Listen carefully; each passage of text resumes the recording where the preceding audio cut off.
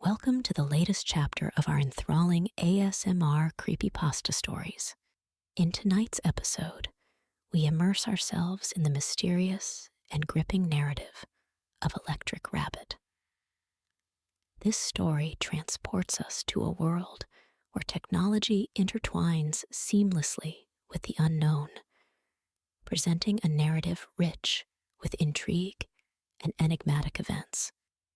Our tale follows an unnamed protagonist, a curious and determined individual who stumbles upon a bizarre and arcane device. This discovery sets them on a path filled with cryptic puzzles, shadowy figures, and inexplicable occurrences. As they delve deeper into this perplexing journey, they confront the thinning veil between reality and the digital abyss. Prepare to be drawn into a realm where every turn brings new mysteries and the hum of the unknown is ever present. In this world, each silence speaks volumes, and the shadows hold secrets waiting to be uncovered. So, dim the lights, slip on your headphones, and let the eerie and captivating tale of Electric Rabbit lead you down a path you'll never forget. Remember to like, share, and subscribe for more ASMR spooky stories where the ordinary becomes extraordinary and every tale leaves you yearning for more.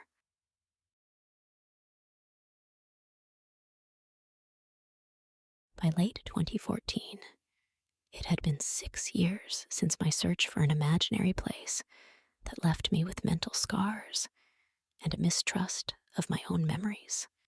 I had long given up on finding anything else about Kittyland or the machine that implanted it into my head. I didn't really expect to find much, because whatever organization or branch of government that made or owned this tech has the power to stay hidden, or maybe even remove itself from history. And we're just a group of youngish adults trying to focus on more important things, like college debts. Life had returned to its dull normalcy, but I kept up some light contact with Jack and Kate, both of whom I still hadn't met, for real, in person. They had yet to get over the fact that something out in the middle of nowhere, Florida, burned them into my neurons, despite having never met them.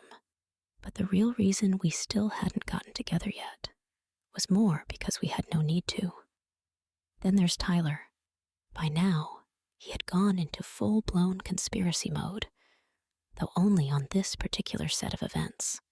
He was only focused on the 3 stories I had typed up or archived, 2 of which I can't validate, but I was still a little worried. The Cold War-linked stories weren't worth so much effort, I told him, but in my absence, he had made connections.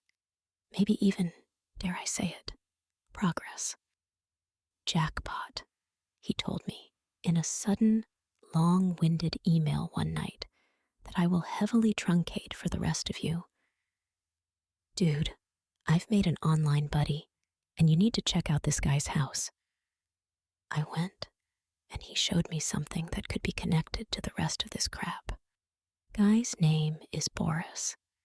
Yes, that's an alias as usual. And yes, it's based off of the hacker in GoldenEye. Trust me, you will want to see this. He lives up in Buffalo, New York. I know, it's not a short hop, but he has intact merch. It's not the killer laser guns, but it might be the next best thing. A video game. Go ASAP if you still care about this stuff. I didn't think much of it at first, but of course, the idea left an itch that lingered and grew, and I soon bought my plane tickets for a flight up there in November. But it really should have been sooner.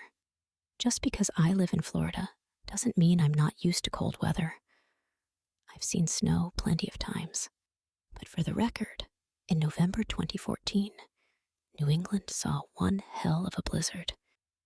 I'm not writing this from the comfort of my warm bedroom desk this time. No, I'm in a cold bed in a cold room, under cold blankets, on a laptop with 50% battery. The screen is dimmed to its lowest to conserve power. I hope this isn't my last will and testament, and just another creepypasta cliche. I don't expect anything to happen in the next few hours, but I want to be safe. After packing one suitcase and a carry-on of clothes that were meant to last me a week, I departed, only telling Tyler and Boris that I was going up there. I didn't see much of a reason to let my sister and her family know. I'd call her now, but we have no service at the moment. Also, I just took another round of pills. I'm hopped up on medicine just to ward off the headaches and stay awake. If I sound a little delusional or start rambling, be aware that I am currently on the ass end of a very nasty fever. It's probably best to get that out there right away. If I mention my condition after I tell the tale, I'll just wipe away any assurance that any of this is true, won't I? Now maybe there's a little hope. That damned rodent. Lagomorph. Whatever. I will say this. Boris, you're a pretty cool guy. I don't know many people that still smoke in this day and age, and you probably could have done less of it. But there is something a little retro badass about a Russian guy who spouts a witty, sardonic remark, and then, in the next motion, lights up a cig. But try switching to the electronic ones, or just vape. Seriously. We're all here for you. I shouldn't waste energy talking about unimportant exposition. Anyway, Boris met me at the airport, told me a little about his family and their immigration, his favorite football team. I'm not a sports fan. And his other love, collecting old electronics, taking them apart, finding out what makes them tick, modding them, laughing after getting shocked by capacitors. He loved it all. He still speaks his native tongue, and English too, as good as anyone. And Tyler, you were right. He knows his programming, hacking, and video game history as well. I definitely wish I could have had him as a neighbor growing up. His house is in a neighborhood that can just barely be considered a part of Buffalo. It's fairly isolated, and though it has a few dozen residences, they're each separated by about a quarter-mile of trees. His home, which he had grown up in and now takes care of alone, is a 2-story place that doesn't take up much space. He keeps it immaculate, which is in contrast to the structure right next to it. Long ago, it might have been a garage, but now it's a combination storage shed and science lab with an old, torn-up beige rug buried under hundreds of cardboard boxes and misplaced electronic components. He keeps a couple of space heaters inside of it that are only on when the lab is occupied. So it was another cold interior upon initial entry. I hate cold rooms. The only thing I knew in advance was that he had an odd, one-of-a-kind game of some sort. He didn't talk about it all throughout the dinner he, I'll say it, lovingly prepared. He treated me like an old friend, even though we had just met. I think he really likes to meet new people and practice his hospitality. Over dinner, he asked me about the previous 3 stories in this slowly growing collection. He wanted to know more about Kittyland in particular, as it was the only one whose author was sitting at the table eating risotto with him. I still didn't have much to add that wasn't in the retelling. So, you like the scary stories the internet has to offer? He asked me. I still read them sometimes, I told him. I don't mind the stereotypes and running themes, as long as it has an interesting concept, makes you think, or maybe turns something commonplace into something sinister. I grew up on scary movies, but I read some too. Sometimes these pasta things fall into the trap of saying or revealing too much. almost makes me want to stop trying to find out more about what I'm going to show you. Because you like that feeling of being afraid, right? But what if the truth is scarier on a higher level? I continue the paraphrased discussion. I do feel like it is time to move on if I can. I've come at this thing from all angles by now. I've dissected it, but I still want more. Chasing after that initial fear, you'll never get it back, man. He smiled at me and took another puff of tobacco. Boris told me that past midnight, he's at his prime. That's when he digs into and tears apart the world. Dark things, electronic things, the deepest of information, finds, and theories. He eats it all up. He craves to learn, to be the smartest guy around in the subject of stuff. All the things that would never be useful in a career. Night 1, Boris brought me into his garage science lab, where I was totally confident he wasn't going to murder me. Past all the boxes, in the back, on his current project work table, and under a flickering fluorescent light, were 2 smallish old tube TVs. One was a Zenith that was probably from the late 80s, and the other was some off-brand I had never heard of. That one is from Russia, was the first thing Boris explained. NTSC is fine for most things, but I needed something that can run CCAM. He then showed me the hardware that they were hooked up to, on the shelf under the table. There was a bundle of wires and converters, some caked in dust, all mashed together like an industrial accident waiting to happen. Sitting in front of all the copper was a giant, solid black VCR, about twice as big as the largest one I could remember seeing as a kid. It was both tall and large, and the slot flap for tapes was nearly indistinguishable from the plain faceplate. "Is this it?" I asked him. "Looks like some heavy-duty military VCR." I spent years making this thing and finding compatible parts. There are only a few of these in the whole world, and maybe no authentic original units remain. This wouldn't have been possible without the community. Community? This thing is all homebrew, user-designed? Pretty much from the ground up, though someone did find half of a system manual that gave us the start we needed to get anywhere at all. "How many of you guys are there? And what's this for, anyway?"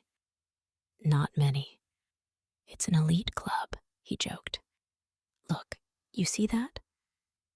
I went further under the table and noticed that the big box actually ran on a 240-volt plug. It needed extra power to work. "Does it play normal tapes?" I asked, knowing it was a stupid question.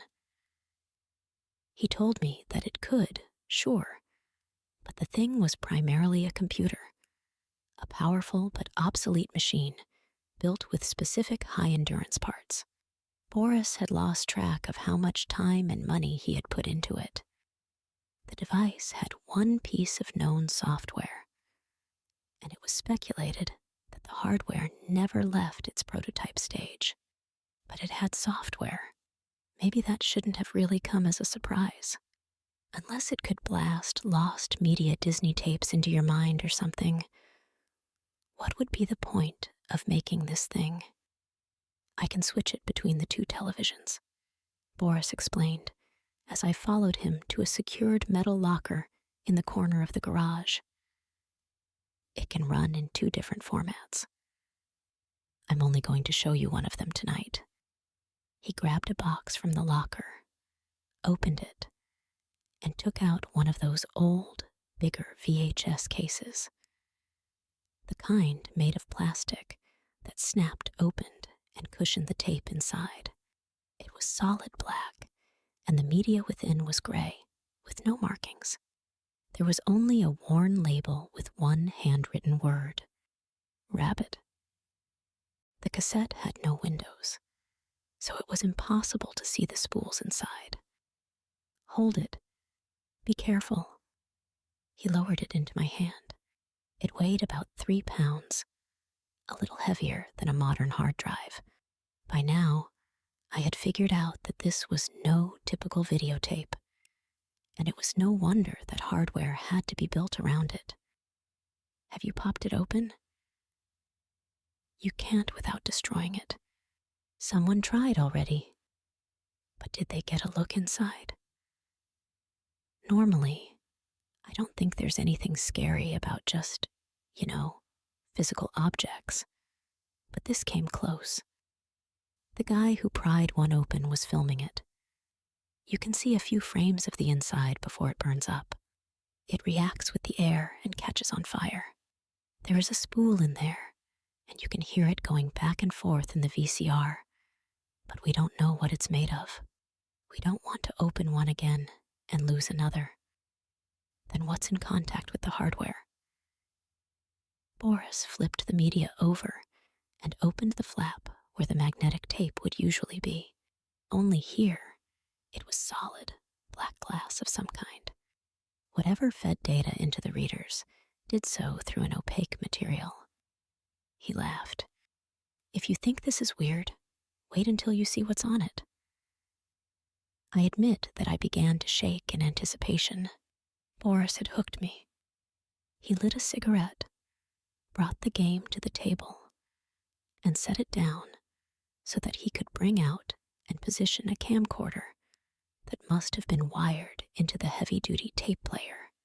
He explained to me in technical terms that the hardware was meant to connect with a camera, but nothing was known about the official peripheral. However, it was found that a specific brand of a Russian video camera, with some slight tweaking of its circuit boards, could be made compatible. Boris turned to me and flatly ended his lengthy retelling of everything he had to do to get things working by saying, "The software is interactive." So, a spooky game.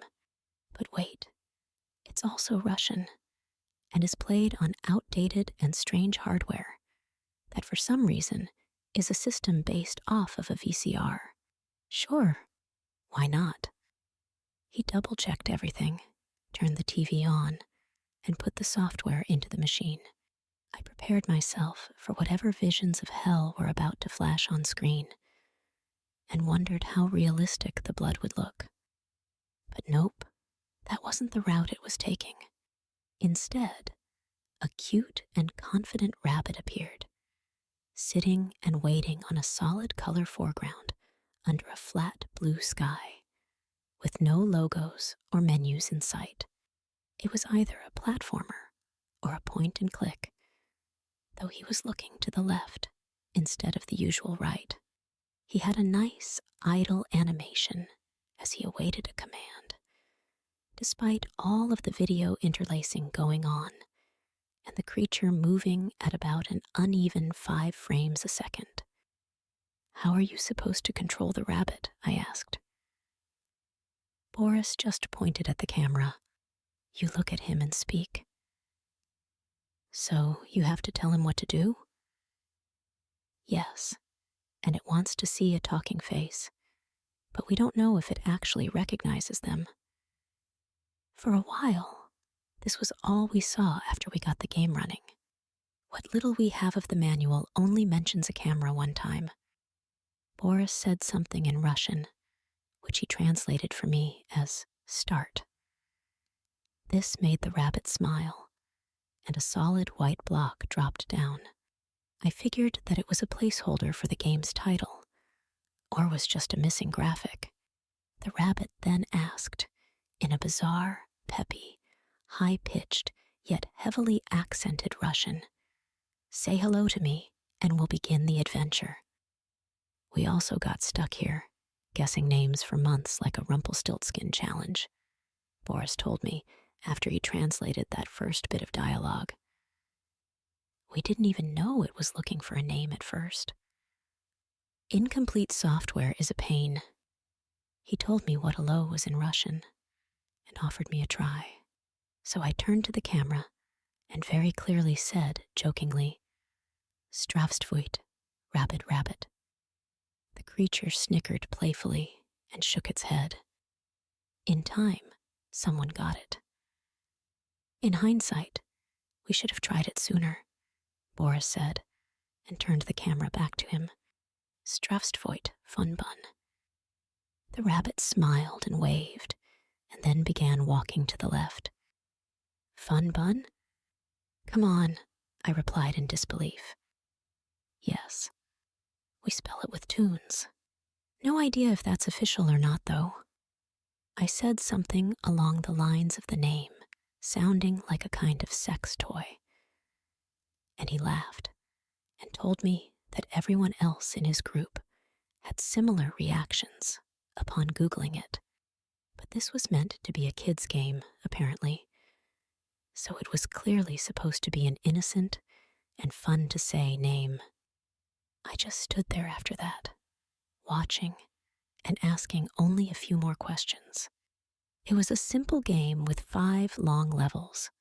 Bun would stop at a few puzzles or challenges on his journey to wherever he was going. Simple things like a river, or a cave, or a fallen tree.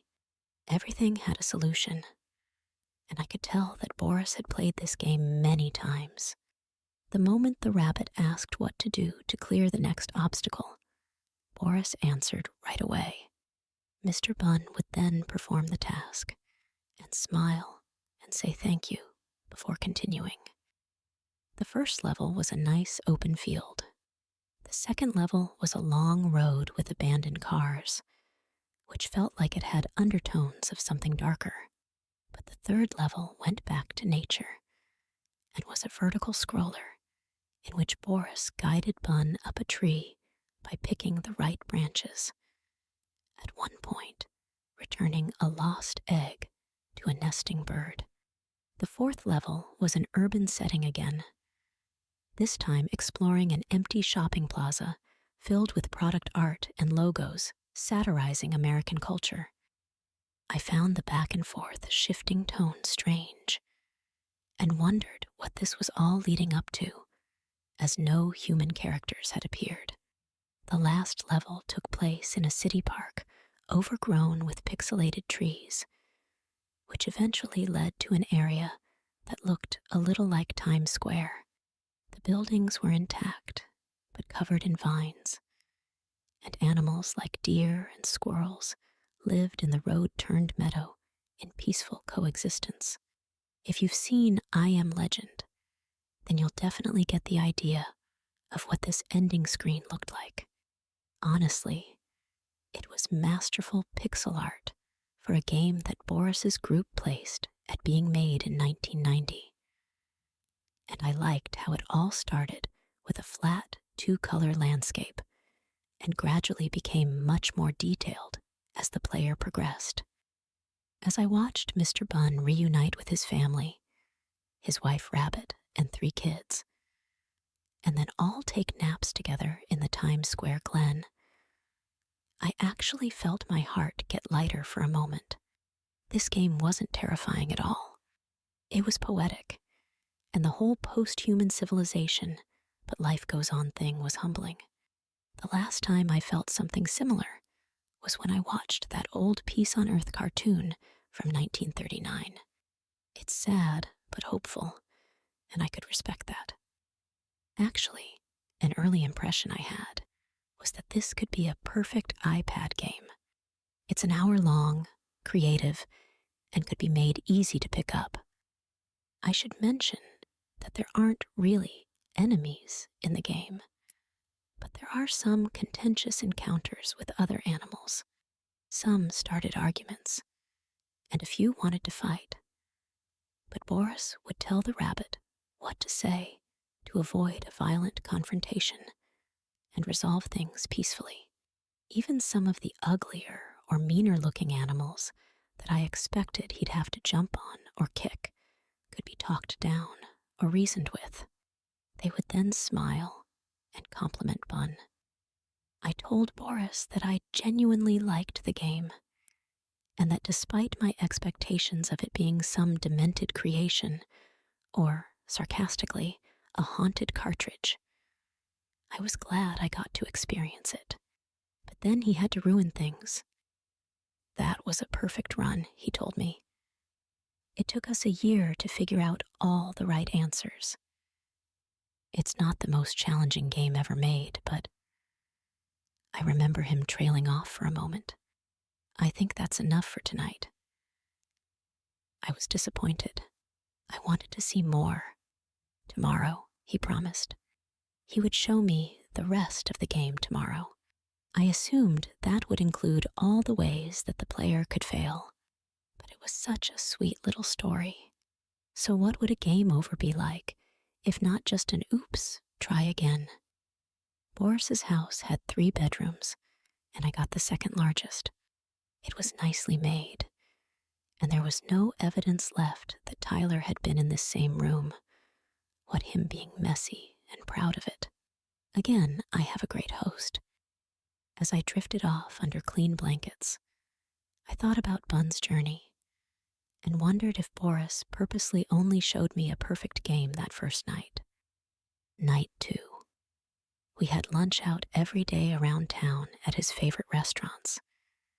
And though Boris always offered to, I couldn't possibly have him pay for any of my meals. As we ate, we sometimes talked about the other stories and about the next to be written, which he assumed would be this one.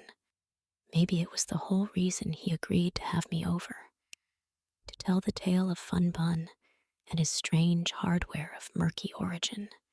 I told him maybe, but if it's not scary, then I probably wouldn't be inclined to write. Well, obviously I'm writing. On the outset of our second late night with the cartoon rabbit, Boris explained that we would be exploring consequences and the debug menu, which was only accessible in the original Russian language version. Like any other game, the debug or developer menu let him jump around levels and change parameters. It was easy to access. All he had to do was plug an old keyboard into the PS2 port in the back, and it popped up on the intro screen.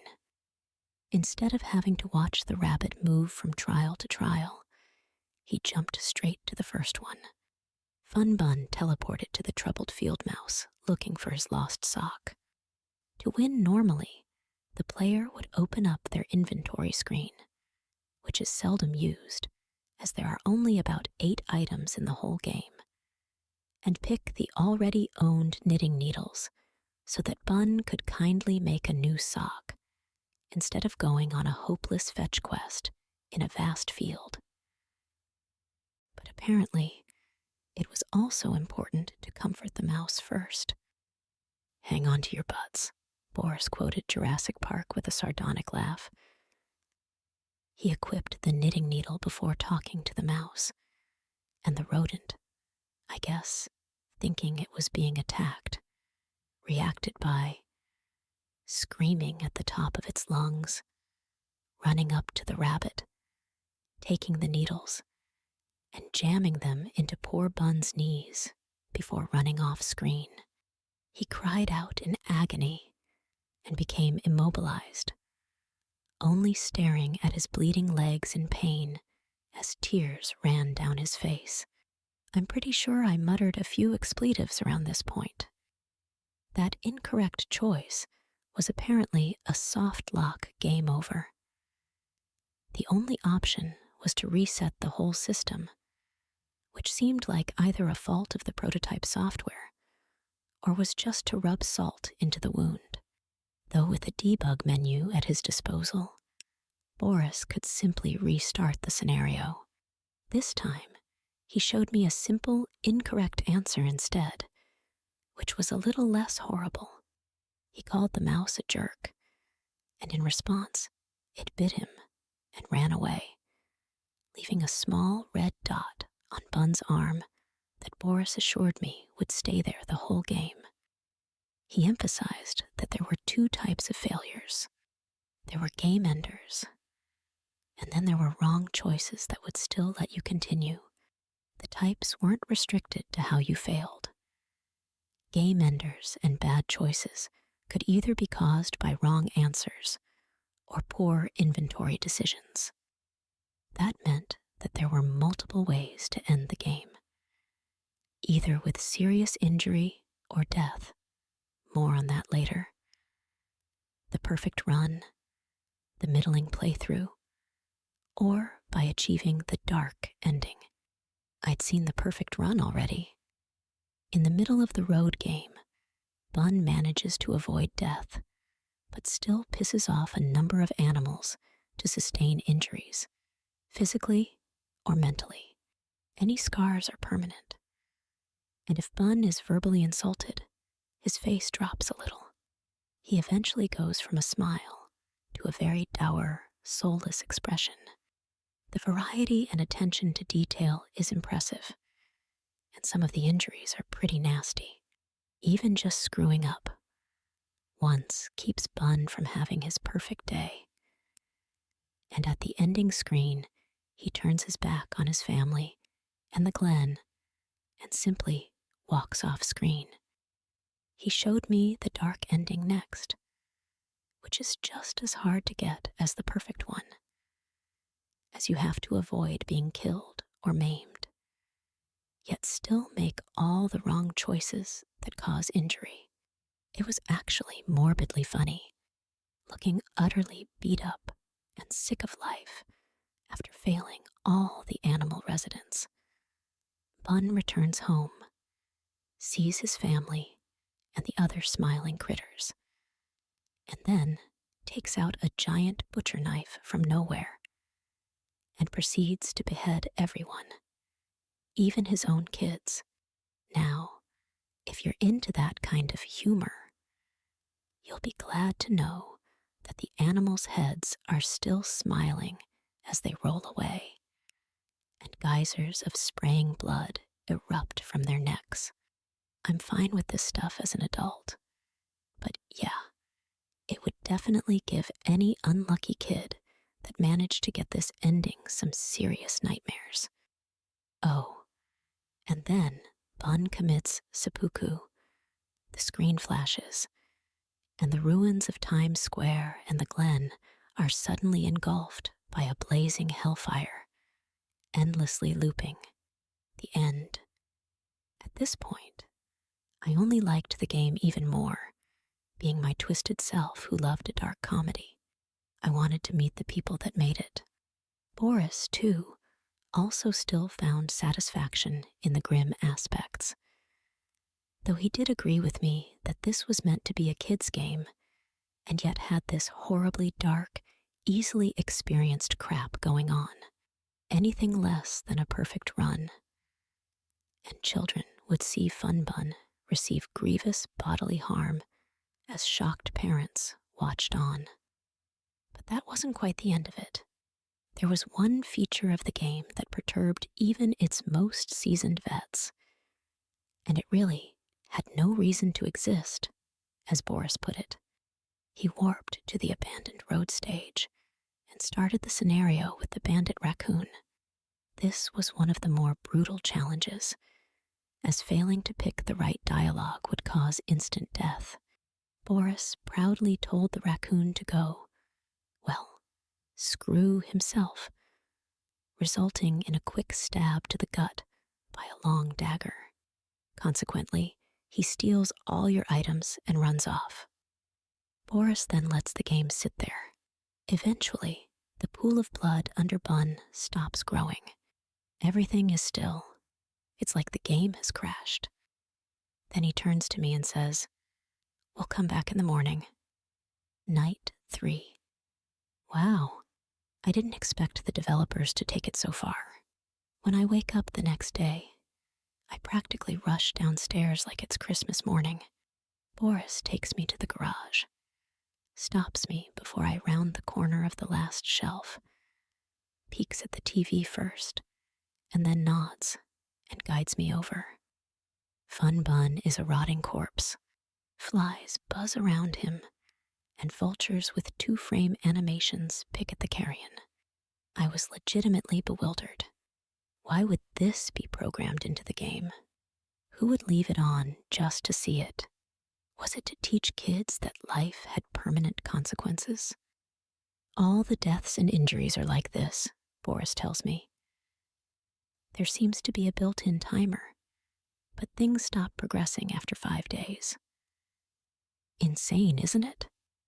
In this case, by tomorrow, Fun Bun would be nothing more than bleached bones. All the deaths were similar, except for the one where he could fall of a cliff and simply disappear, as the screen didn't pan down. The crippling injuries, Boris promised me, were far worse. Even he had trouble stomaching them, to the point where he hadn't triggered them all in full himself. If Fun Bun couldn't move, he would call out for help after an hour. If he didn't bleed out, he would begin to starve and waste away over a couple days before decomposition began. There were instances where he would try to limp home, but not make it off the screen before collapsing. Boris described an instance where single pixel ants would appear and slowly tear into his still warm flesh, gradually growing in number until there was nothing left but skeleton. And that was complete with disgusting chewing and biting sounds, because why not? This whole game was designed to torture its poor main character, and the player as well for failing him. Under that perfect ending was a festering mountain of horrors, beyond the point of being just a joke. Perhaps it reached a place where it all no longer had any meaning. The rabbit could die any number of grisly deaths, and Boris reset the game to show me quite a few. There was nothing to translate either. It always devolved into universal screams of terror and pain. Just WTF. It's one thing reading about this stuff in scary stories, but seeing it and knowing people put time to program it all in. I'm almost surprised that pictures of my family being murdered, or already in the form of gravestones, didn't start appearing on the screen. Nah, as sick as this crap was, it still had to exist within the realm of possibility. There were limits. There had to be limits. By the time night came around, though, I was doing better. I felt like I was ready to go back and explore a little more, now that I was mostly desensitized. But there was really only one thing left to do. Play it in English. We can, Boris said when I asked. But I don't like what happens. I wondered how it could be worse, to a degree where even Iron Will Boris might shudder just a bit. I would soon know how and why. In the debug menu, he switched to the English version. A confirmation came up, and upon accepting the change, the game restarted. Even though the VCR could still play it, it was now running on a different frequency that the Russian television couldn't display.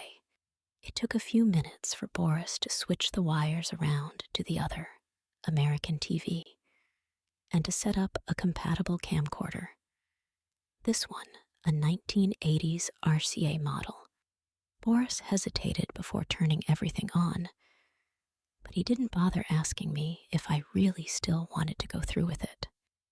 Ominously, the lights in the garage flickered just several seconds after he powered up the hardware, and it began loading a localized edition of the game. Boris looked at me like he was used to this. I don't know if the load on the VCR is higher or what, but this version kind of messes with nearby wiring. We generally don't run it longer than a half hour at a time, to be safe. We're still trying to figure out what's happening. Strange, but otherwise, the game looked and ran the same. Even its title was still missing on the start screen, and for the first time, I didn't need a translator for Bun's dialogue. He sounded even more like a cartoon character, though the voiceover was still obviously done by a Russian, and he and or the script translators only had a so-so grasp of the English language. Of the 300 or so lines of dialogue in the game, around half were either broken or gave the wrong inflections, but it was still playable and understandable enough. And I think any American child would be able to get through the story on their own. Not that they should. Are you ready for adventure? Saying a hello to me and let us go. Boris gestured for me to take over and give it a try, so I got in front of the camera and replied, "Hello, fun bun." He smiled, waved, walked to the left, and it began. With Boris watching, I went through the game in an honest attempt. I screwed up most of the dialogue choices because Boris only ever translated a few of them for me before. But I did succeed in most of the inventory-based visual puzzles, as I had memorized those. Boris gave me a few hints, but wanted to see how I'd do mostly on my own. After having to restart from the beginning over a dozen times, I managed to get halfway through the third level before dying again, at which point 2 hours had passed, and the flickering lights had become more frequent. Boris shut off the game, told me I had done pretty well, and that it was best to quit for the night. I still wanted to finish. I was past its disturbing consequences of failure, and genuinely had the urge to complete it. The English version sounded like it only had 2 different voice actors. One with a deeper, gruffer voice. The other man could do a pretty good falsetto for what few female characters there were to interact with. And now that I got to try saying different things to pass challenges, I found that the system was looking for certain keywords. As long as they were said, the rest of the sentence didn't matter. 2 or 3 usually basic words just had to be said in order, and none of them were beyond what an 8-year-old would know. Oh, and I think that the screams from Mr. Bunn were even worse in the dub. It was like the voice actors were shouting directly into the microphone. His death cries sounded unfiltered and raw, barely cartoonish at all. I hated it. As the version didn't have a debug menu that I could use to skip to the end, I asked Boris if there was anything different about it. There wasn't. Everyone in the group had beaten it in both languages long ago, but no one ever let the English one run for more than 3 hours. That was the record. Because the electrical anomalies only grew worse, and there was worry of fires starting or other permanent damage to a house's power system. No one knew why the game behaved like that, or how it was interacting with the wires. After 2 hours, Boris told me the buzzing would begin. He didn't elaborate, but I figured that this sound must have been similar to audio feedback, only somehow emitted from nothing but insulated copper. Despite that, I could still experiment some more tomorrow, so long as I kept it in short bursts. He wasn't willing to cause thousands of dollars of damage to his family home by leaving a stupid game on too long. That was fair. Night 4. We went to a busy buffet for lunch during a special. The restaurant was crowded with people, all crammed together getting food. I'm pretty sure I know what place to blame for my fever. Boris probably dodged a bullet. He wanted to work on other things all day, as his life didn't revolve around the game, and he had already showed me pretty much everything it had to offer. So I spent a few more hours in the afternoon playing it. I eventually got a little frustrated with having to do things all over again after repeatedly failing the one-chance challenges. But I was too stubborn to ask Boris for help. Instead, to vent, I began to repeatedly kill Fun Bun. I would go after the deaths I hadn't seen yet, replay my favorite ones, and waste time generally beating up the hero by collecting all the possible injuries. I can't explain why I started to enjoy it. Maybe it was just the repeated exposure. I was definitely done being shocked by anything it threw at me. But that's kind of what always happens when you see the limits, the script, and the coding behind a game. I began to wonder if I could actually contribute to the group's research in some way.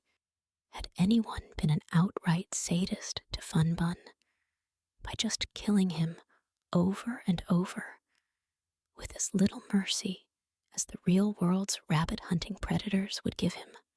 I didn't really want to be mean to the rabbit. I had nothing against him personally, but for science, I wanted to dig a little deeper. As I was constantly resetting the hardware to restart the game, I figured I didn't have to worry about the purges that Boris told me to do while playing.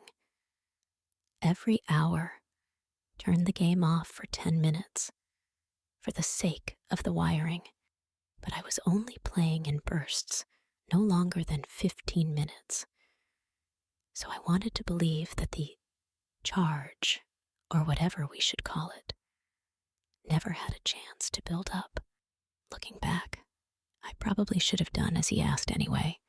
Sorry, Boris. Spending all night breaking apart the game reminded me of being a kid again, looking for glitches and sequence breaks on my trusty old Super Nintendo. So there was a feeling of nostalgia, mixed in with the excitement of doing this to a piece of software very few had played. But after so many hours of trying to discover something the group hadn't already, the excitement and novelty began to wear off, and it became just another strange, obscure game. And I didn't know why it took me so long. But just a few minutes before I decided to quit, I realized that I didn't even know whether the game was saving any data that could change things in a playthrough past each of my many resets. Boris never mentioned anything being stored, or if the VCR had a hard drive, or if the tape was being written to at all. The question of a save file never came up, and I never asked. So I had probably just wasted my entire evening trying to set up variables that likely didn't exist in the first place. After I came to accept that as fact, I became pretty fed up with the game in general, and knew that I was probably done with it. Maybe I'd ask Boris a few more questions before I left, but they would be more on its history, its possible origins, theories, etc. Otherwise, I was about ready to head home. So I turned to the camera, waved goodbye, and then reached to turn off the system. But during my hand's journey to the VCR power button, I swear I caught something in the corner of my sight, only lasting for about a second. The screen flashed, and for a few frames, there was a new sprite of Fun Bun that I had never seen before. He was facing towards the screen, glaring, angrily. I was tired and couldn't process what had just happened fast enough. I had already turned off the system before I fully realized what I had just seen. We all have those moments where we're frozen, trying to accept whether or not we just experienced something bizarre. But I didn't think on it for long, and made myself believe that I was just seeing things. I hit the main switch on my way out of the garage to turn off everything inside. But Boris, I'm sorry. I did screw up, though I wanted to think I hadn't. I simply forgot. I left the tape in the machine. Night 5. This day was a bad one. It started when I woke up early in the morning with chills. The house is kept warm, and I was under my blankets. So I already knew right away what was going on. I had a fever coming on. Shaking and feeling cold is how they always start. I despise fevers. Honestly, I'd rather be throwing up all day. They're especially bad at night, when you're trying to sleep. I knew I could be in for a rough one later, waking up every half hour with my sense of time slowed down as a barrage of bizarre, indecipherable dreams pounded at my mental stability. I told Boris early on and asked if he had medicine. He did, thankfully, but only enough for 2 doses across the day. I wanted to take more if I had the option, hoping it'd knock me out. But I didn't want to ask him to go out in the snow and drive the 3 miles to the drugstore in the worsening conditions. I was supposed to leave today, as I write this on night 6, but the blizzard came in quickly and shut everything down. Instead of being home in bed without a fever and gathering my notes together to write about the rabbit at a leisurely pace, I'm shivering under a cold, sweaty blanket, afflicted by the remnants of the fever. My head is pounding, and I swear I can still hear the wires. I spent yesterday in bed, fading in and out. I fed myself and gave Boris a wide berth to avoid spreading anything. We were trapped in the house, and at around 7 in the evening, with a layer of windswept snow outside and much more on the way, we lost power.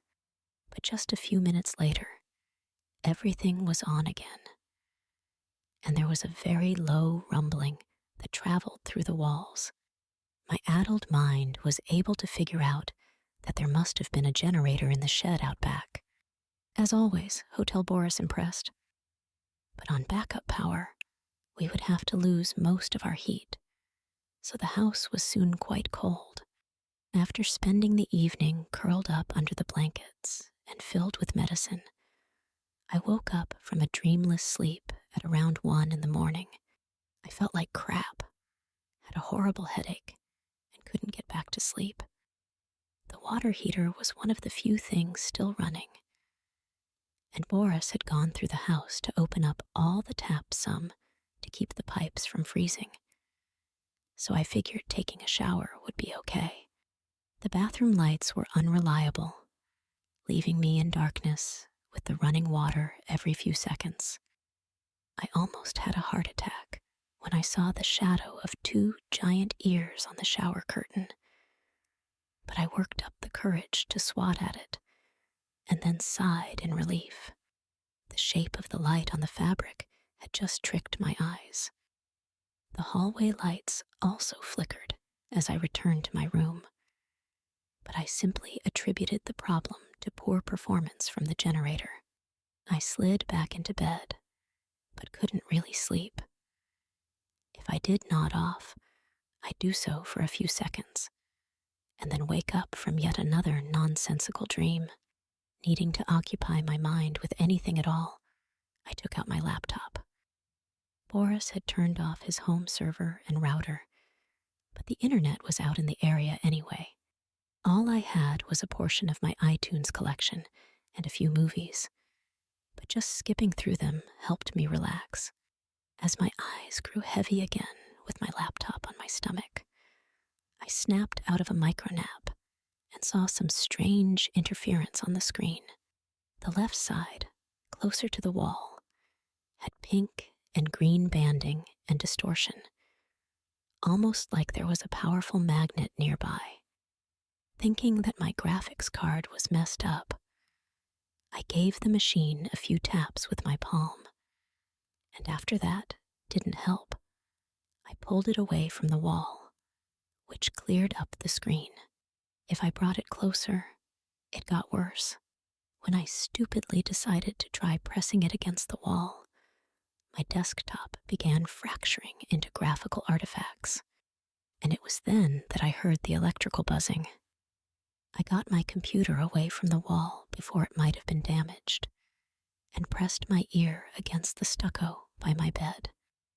For a few seconds, the buzzing filled my left ear, and I was worried about the wires sparking, but the sound soon dissipated. After waiting for the buzzing to come back for a few minutes, I rolled around in bed, looked up at the blinking light on the ceiling smoke detector, and began to drift off. The light from my laptop, resting on the nightstand, had dimmed and would soon fade to black on its own as the computer went to sleep. But before it did, as I lay on my back in bed in some half-awake state, I saw a shadow take form. At first, there was an amorphous blob of blackness on the ceiling, and within seconds, its shape shifted into something with a head and two long ears. The shadow looked down at me, and I stared right back. Then I woke up at 3 a.m. It was pitch black in the room. It was only then did I realize what I had seen, but I had no idea if I was awake or asleep when it happened. I pressed my ear against the wall, but heard nothing. Maybe I had imagined the buzzing too. I knew that reality and the world of dreams could blend together during a bad fever, but that didn't keep things from getting worse. I lost count of how many times I woke up and passed out again, and how many bizarre, meaningless dreams I had. I can't remember any of them clearly, but they all had an element that connected them. They all had an invader. There was always a tall rabbit off in the corner, or at the edge of my sight. No matter what I dreamed, it lurked in the background, watching me, waiting. I'm not making this up. I wish I were. Kittyland, my whole false memory incident, having my mind scrambled. That was all scary in one way. This was different. For hours, I existed in some dreaming awake state, trying to fight off this creature that was like a jackhammer on my brain. Ever had an earworm during a fever? A repetitive tune that wouldn't go away? This was like that, and there was an auditory thing to it as well. It was incessant. The rabbit spoke in dull, hushed tones. At first, it was like audio static, nothing but noise.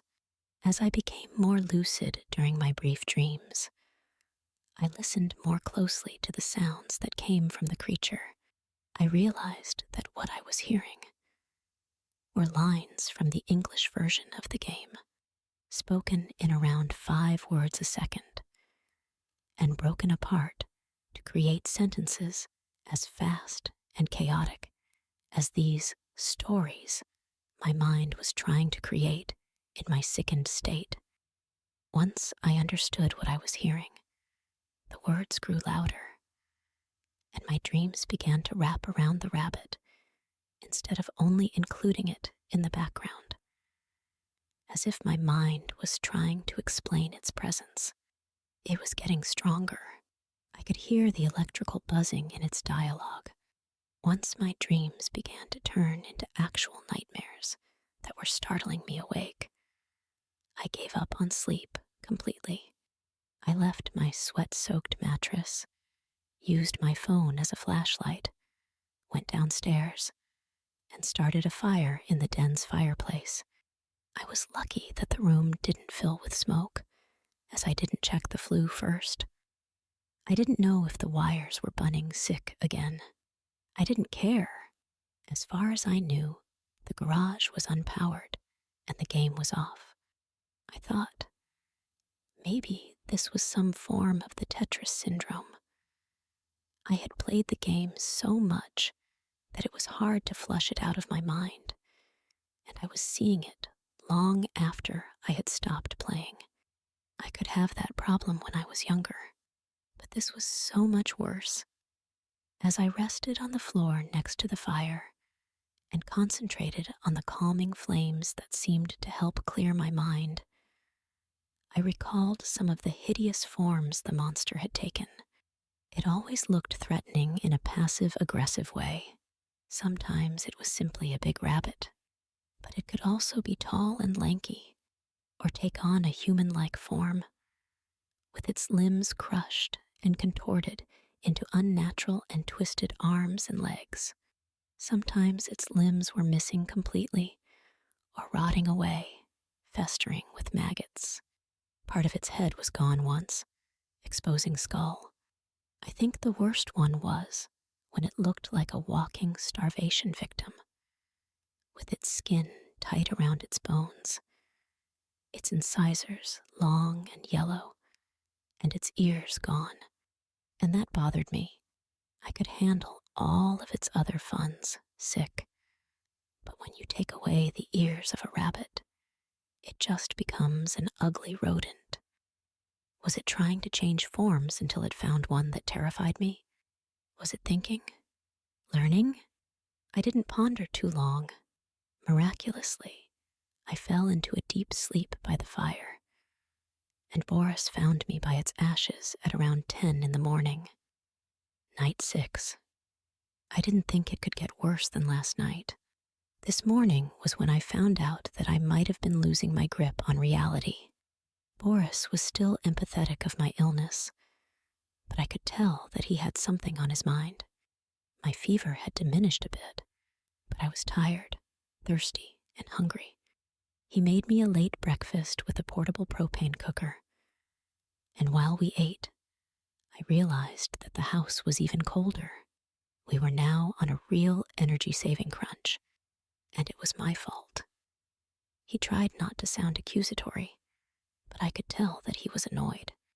The generator ran out of fuel last night, right around 2 in the morning, when I would have actually been asleep. He had expected it to last until at least noon the next day, meaning something had drained it. After feeling cold and getting up in the middle of the night to refuel and restart it, he checked the garage to find the VCR on and Fun Bun waiting idly on the TV. We both knew that I had left the tape in the player, though I didn't want to admit to it. Once we were past talking about the mistake itself, he explained a few things to me. Whenever a blizzard rolled in, he would turn on the garage's space heaters to keep his lab and all of its valuable electronics from freezing, which could degrade certain equipment. Secondly, whenever the backup power kicked in, it would sometimes power up random hardware and appliances. That meant that from the time the generator flipped onto it, running out of fuel, the rabbit was waiting on a screen in an empty room for about 16 hours.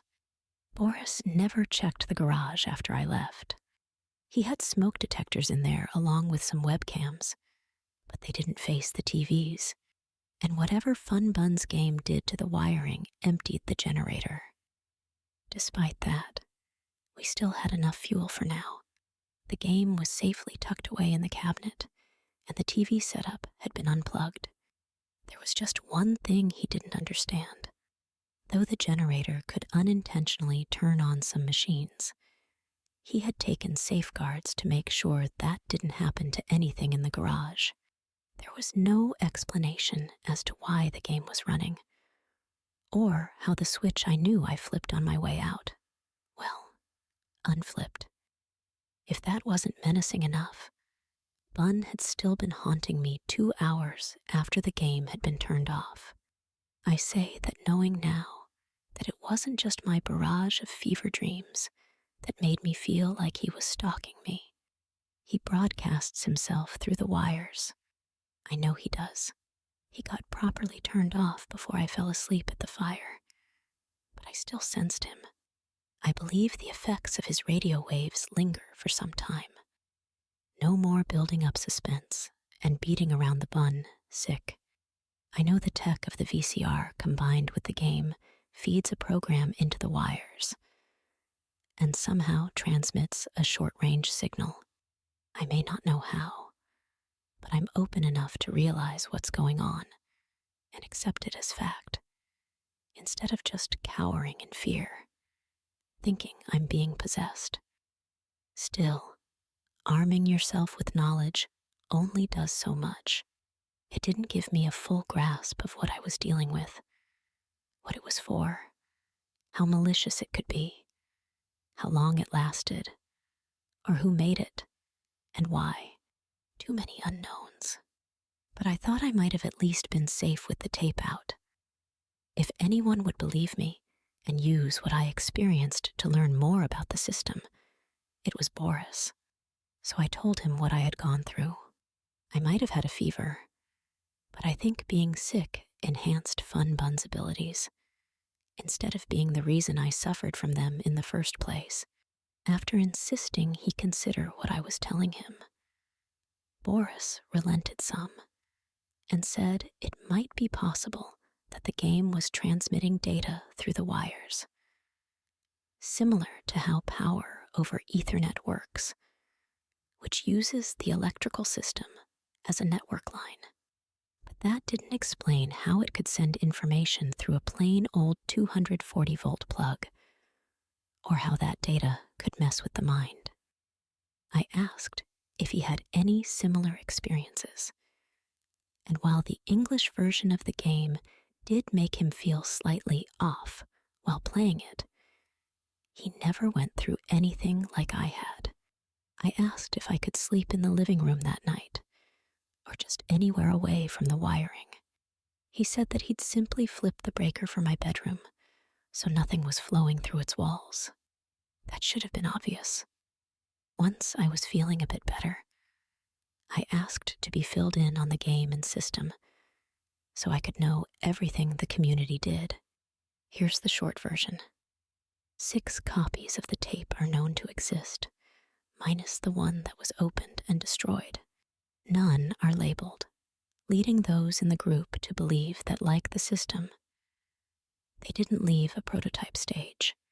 I browsed the game's small forum, which had long threads with thousands of posts. The place only had about 50 users, so most of them had never touched the cartridge directly, but still contributed research and theories. Dedicated as they were, posts were now only made once every few days, and the forum was close to dormant. Progress was rare, with even the smallest discovery exciting and briefly revitalizing. The first tape was found in a bankrupted electronic store's distribution warehouse in Romania in 2005, at the bottom of a cardboard box. But the finder didn't share anything about it until a second tape was discovered in the same country at a liquidation auction of another, smaller media store chain. So there was a pattern. But why try to sell an unfinished game on non-existent hardware? Demonstration purposes, maybe. Then why did they just sit in storage? No one in the group could make sense of it, and the store managers had no answers. Before corporate could investigate, the salespeople had always sold them to curious buyers, or likely trashed other copies. After a buyer of the mysterious tape posted about it online in 2007, the first person responded that he too had a copy, and they began to chat in a thread on a message board similar to my old Creepy Toys forum. As 2 more tracked down a copy and posted pictures, there were enough responses to warrant an independent message board, and the discussions multiplied. 2 additional copies were found in Hungary, 2 in Slovakia, and 1 in Moldova, all of which originally came from stores that sold home video media, but none of them appeared in the stores themselves, and none of them could be traced back to their shipper, so it wasn't understood where they came from, and any possible start to actual research on the game stalled. But that changed in 2009, when a single shipping label was found in an empty VHS case in Belarus that matched the cases that held the other copies. The media itself was missing, but the address on the label was worth far more than another copy of the game. That address led to the remains of a warehouse in an abandoned industrial park in the middle of nowhere in Ukraine. Little remained of it other than its foundation and some pylons. Boris showed me the post with the first pictures of the place. It had gotten hundreds of replies within minutes. Progress went nowhere again, and things fell quiet until 2012, when the person who tracked down the warehouse discovered a rusted and nearly destroyed half-buried filing cabinet in a nearby forest. It was filled with burned documents, but in the bottom drawer, a single manual had partially survived, with only its front half reduced to ashes. The entire site had a dubious history, and no official documents about who once owned it have ever been found. But the find was the group's holy grail, and with it, its most technically adept members finally constructed a working player in 2013. It was bigger than they expected. Needed 12 sticks of expensive and obsolete RAM, responsive and durable reels, and a top-of-the-line magnetic reader. The tech put the cost of the machine at about $10,000, and just over the limit of what a 120-volt outlet could power. Before the system was made, one of the less enthused members, who wanted nothing more to do with the project and needed money, put his tape up for sale. And Boris snagged it. America got its first copy. Boris's contributions to the group got serious. He made a refined and smaller version of the player, and I guess the rest is history. He tells me that getting the game to run in his garage was the pinnacle of his hobby. He doesn't know yet if he'll ever surpass it. If digital media never came about and analog tech advanced further, then maybe a modern player would be much smaller. But the game might also need a higher voltage line to do whatever it does to wiring. If its creators wanted to sneak copies into rental stores, so unsuspecting parents might terrify kids across the country, they'd need to shrink their hardware and cram the innards and a built-in camera into popular name brand players, so the tape could actually be loaded. Who knows how they were planning to do all that? This all felt like only the beginning of one of those lost videotape that messes you up stories. It just never got the chance to take off. One last thing. Why rabbits? Why are they always causing trouble or acting as some ominous presence? From Alice in Wonderland to Donnie Darko to the pictures of demonic Easter bunny costumes kids are forced to sit with, they're often portrayed as malevolent. I don't really like them anymore. Last night, as I typed out portions of this journal in a powerless room, I thought about the story Liz 4 in Alaska. It was probably just as cold, dark, and windy here as it had been at that distant warning station. And I too had a mysterious stranger looming over me. The worst part is, I still feel compelled to play the game.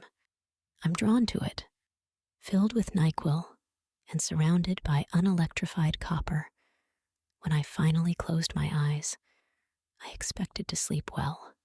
I did not. At some point, whatever normal, pleasant dream I was having suffered a signal intrusion.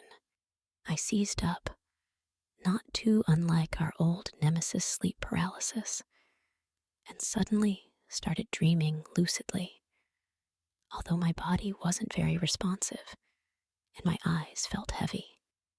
It began in Boris's garage lab, which was empty, dark, cold, and retained the ugly old carpet. On display like store mannequins were all of the different nightmare versions of Fun Bun that I had seen so far, and a few I couldn't remember. They were unmoving at first, staring into space. They were tall and intentionally horrific, but with them all hanging up like Halloween costumes, I found them even less scary, no matter how gory or lanky they appeared. Only the one missing its ears still unsettled me. When I started walking towards the exit, the rabbit heads all turned and followed me.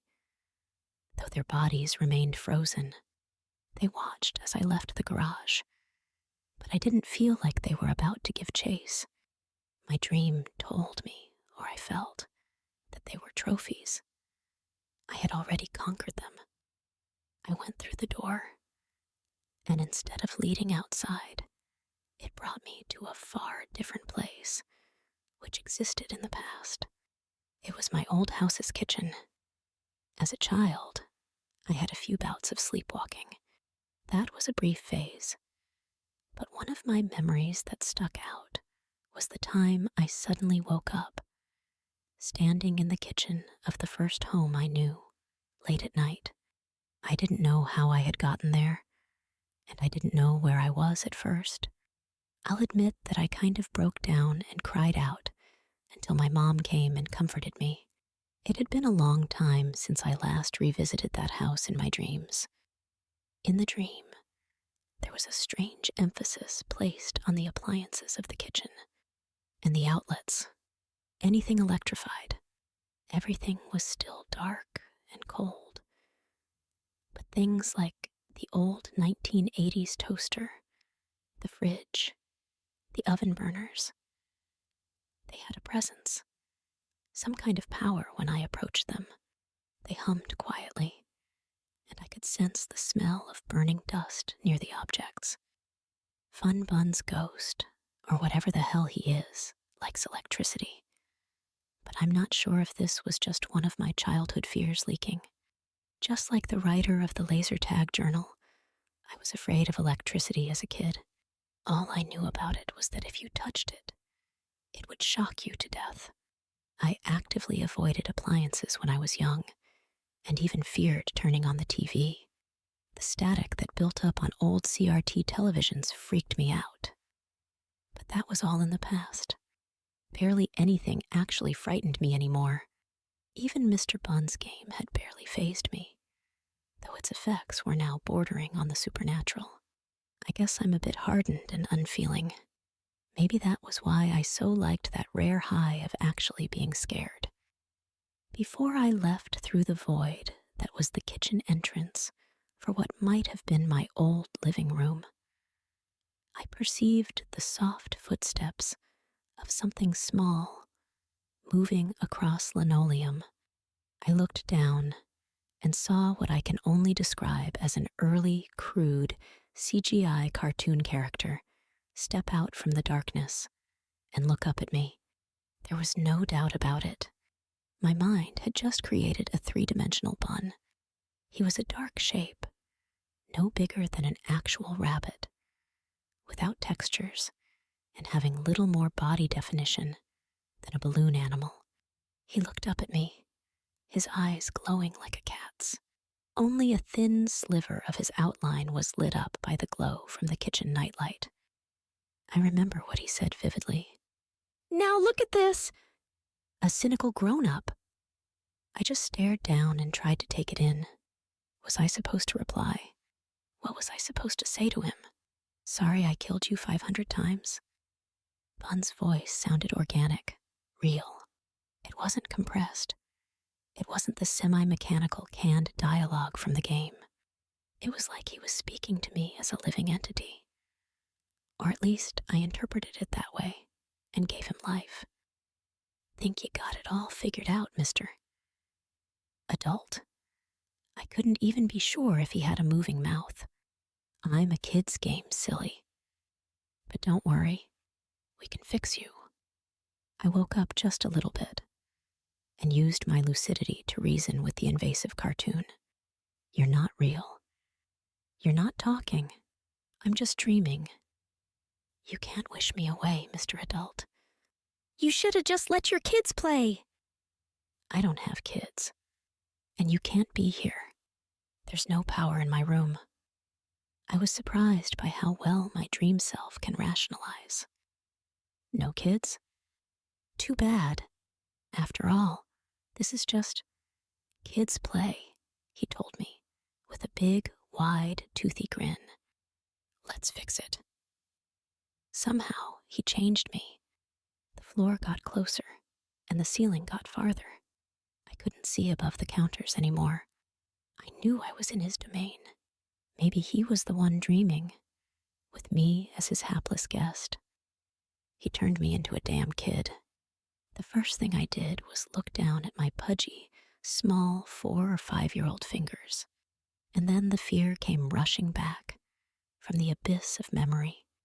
I perceived myself as a child, a scared child, out of bed, afflicted by the terrors of the night. Such was his power in the realm of the mind. He couldn't scare me as an adult, so he removed my best defenses, life experience, and the ability to reason. I wanted to shout for my mom, but I still had enough control over my emotions to keep from doing so. Fun Bun looked pleased. He also looked like he was ready to waddle over to me at any moment and pull out a knife.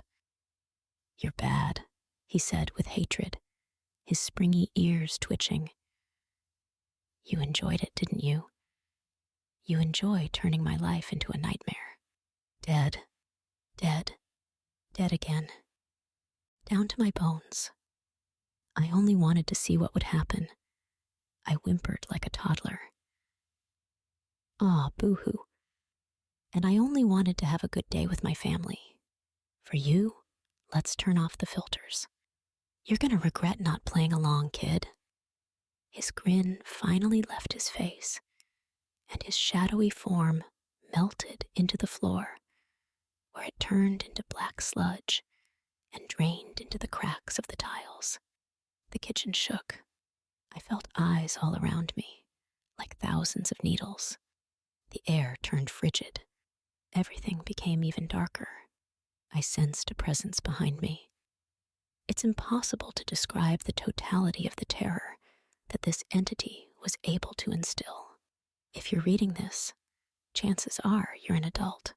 You've likely watched or read hundreds of scary stories, but you're able to separate them from reality. You know, from things you learned in the past, that a dark room usually doesn't have anything sinister lurking within. But try to imagine having all of your confidence destroyed and seeing things from the perspective of a child.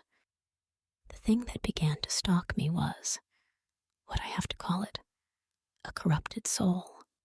The cartoon bun and all of the scary masks it wore were only shells. What I now shared my dream space with was a real thing that had lived in the wires, and now, I fear, took up permanent residence somewhere in my head. As a kid, I didn't have access to higher reasoning, and I'm unsure if it would have helped by this point. I had been reduced to nothing more than a terrified, trapped, alone, confused youngster. The only powers I had left were my abilities to run and hide. So I did, or at least I ran. It enjoyed the chase, and it always kept up. It was taunting me, and it could catch me at any moment, and I knew that. But I dared not slow my step or stumble. The thing, the monster behind me, I was too scared to even give it a glance. It was a living shadow, pure blackness that threatened to engulf me. I felt its malice pulsating, as rhythmically as its unceasing pounding. There was thunder in the air, like a heartbeat, varying in intensity and speed. It breathed in wheezy but powerful gasps that tugged at me, which threatened to pull my small self into its unseen maw. There was no respite from the fear. I didn't have time to stop and think, or try to make myself an adult again. From the kitchen, I ran into my old living room, and then outside, where I emerged at my elementary school's playground. Every location was cloaked in skyless darkness, and I could only see about 30 feet in all directions before the world faded away past a pitch-black curtain. Every door I entered shifted time and space, and if I stayed in one area for too long, it would transform into somewhere else on its own. Sometimes I would run into a normal dream, only to have it immediately turn into a nightmare that corrupted its elements into twisted, gnarled horrors. Other times, I would revisit memories, and those would fall victim to the shadow as well. It felt like the entity was spreading infection across my mind, one piece at a time. At a birthday party, all the kids were swallowed by darkness, and the restaurant was set ablaze. During a family game night, the playing pieces were turned into shrapnel that eviscerated my parents. Some of these scenes were incomprehensible, and some only lasted a few seconds, but they hit me over and over and over again. And all the while, I only ever saw the entity's shape in the corner of my eye, or, on occasion, casting its shadow onto the walls. It didn't have any visible ears. I don't know what it is. Yes, I do. It's Bun. Bun Bun. Fun Bun. Just thinking about the night makes him stronger. What kind of damage did he do up there? Do I keep him alive by thinking about him? It wasn't even just memories and dreams. It was also memories of dreams. I revisited my favorite dreams from my past and saw them ruined. It could access everything, tear through my cortex. Bun. God damn it. But I have to keep writing. I have to get this down, no matter how much my hands hurt. I have to get to the important part. Why am I still pounding on the keyboard about nothing? I have to get this down. The important part. My head is killing me. I'm on fire again. Should I call 911? No, I don't need to resort to that yet. I'll slow down. I'll take a deep breath and type slower. They all should have been more concerned about the electrical interference and looked into it. It's far from normal. Too late now.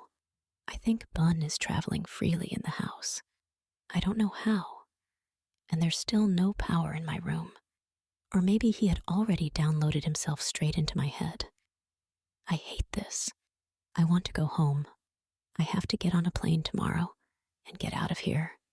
But I don't know if I'll be in any condition to leave or continue writing.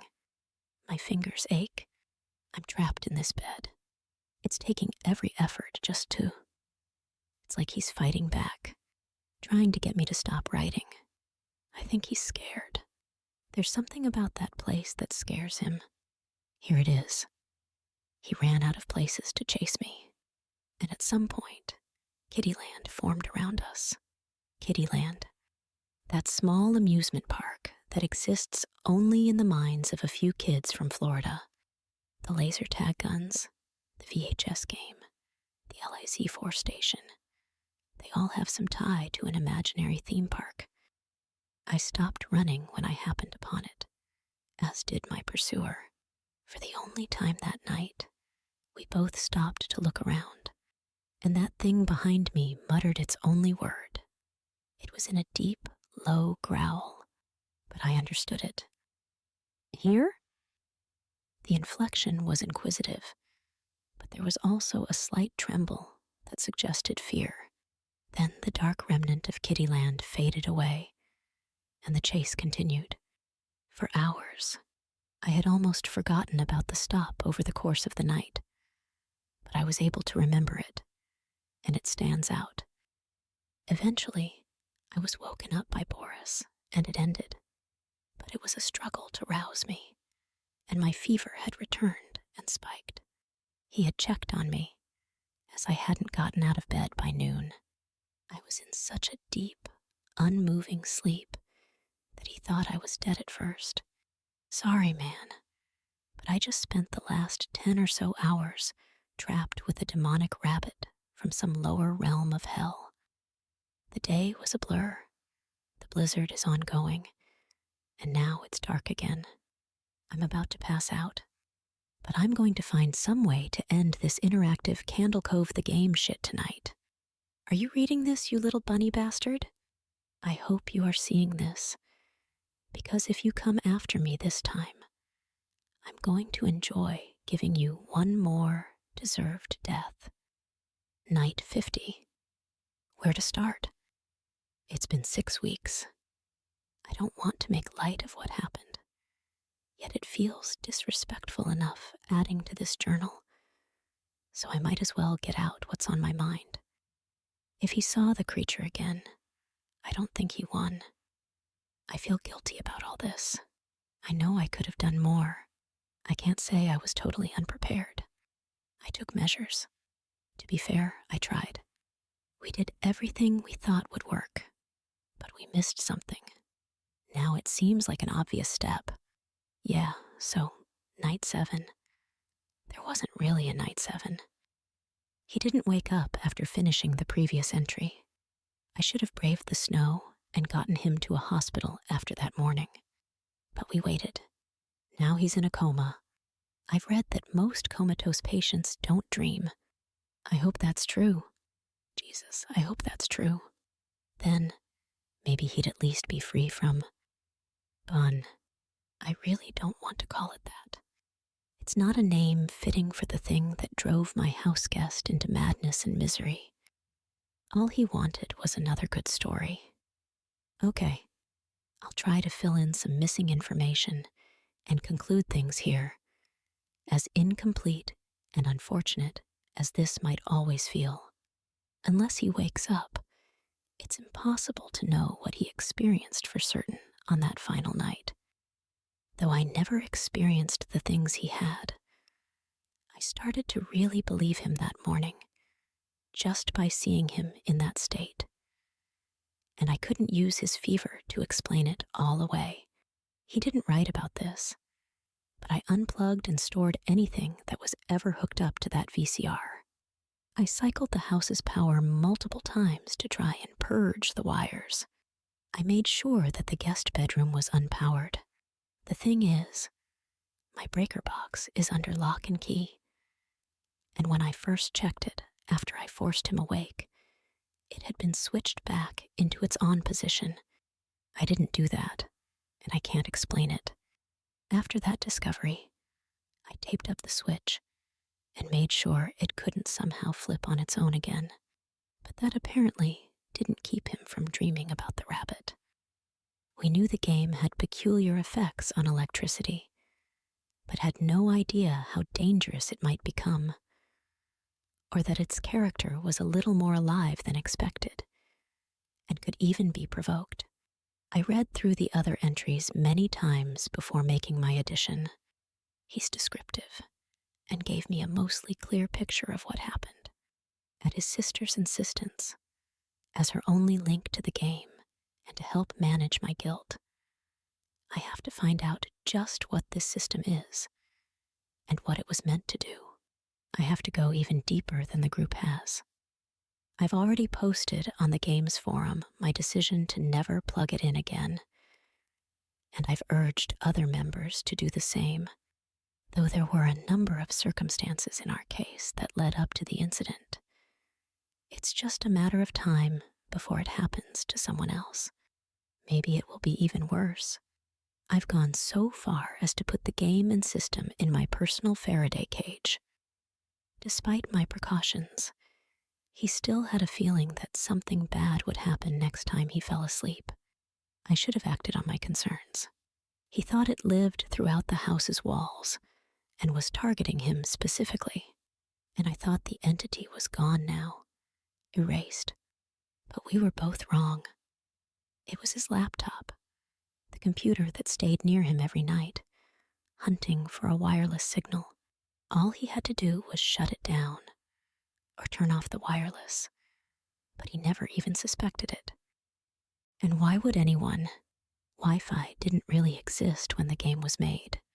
Yet somehow, Bun was able to use it. Can it adapt? The laptop is also sitting in my Faraday cage, with its wireless card removed, so it should be safe. I've scoured it, though I kept out of anything that looked personal, and found a 20 MB file that I can't open, and I know how to exhaust options. Its creation date marked it as having been made sometime in 1990. I've made a single copy and have it secured like a loaded gun. It might have been a mistake to tell the others in the group about this file. I'm not going to share it unless I really can't find a way into it. but it ignited interest and activity again, as did my report about what the game just did to someone. I'm going to get something out there for the record that as a trusted member of the community and one of the few who can operate the machine, I'm supposed to keep a secret. Because after all this, screw it. There's a mechanism in the VCR that he didn't know about, and nor do most of the other members. In the surviving pages of the manual, there are multiple references to a part needed to make the machine work. It even had a serial number that we used to track it down. It existed. There's a lone seller in America whose father had a collection of the things, but no one knows where he got them. It explains the machine's power requirement, and it won't read the tape without it installed. It's a compact, high-speed polyphasic alternator attached to an amplifier, capable of generating a weak radio signal. If that sounds like technobabble to you, then good. I'm not going to say more about it or where to find one. It's a secret we've kept from others to keep just anyone from making more machines. Now, I've never tried this, but it's been reported that receivers able to pick up low frequencies when held near a running game can record indecipherable whispers. I don't care about messing around the hardware anymore. I only want to find out who was involved in its creation. After I post this and add to my house guests' growing collection of similar stories, I'm heading out. The seller of the key component wants no further attention, and we've agreed to protect him as a source. But I'm confident I can convince him into a meeting. Maybe it will give us a start and put us back on the trail of this whole thing. I know there's a connection to the laser gun toys, which were likely made by the same company, and maybe even the memory machine in Florida too. That final morning, when he wouldn't wake up and the ambulance came, the EMT crew commented on his fever. It was at nearly lethal levels. It probably did some serious damage and could explain his current health. When I checked on him earlier today, which will be the last time for a while, a couple of thoughts hit me. Fevers are the body's way of fighting invaders.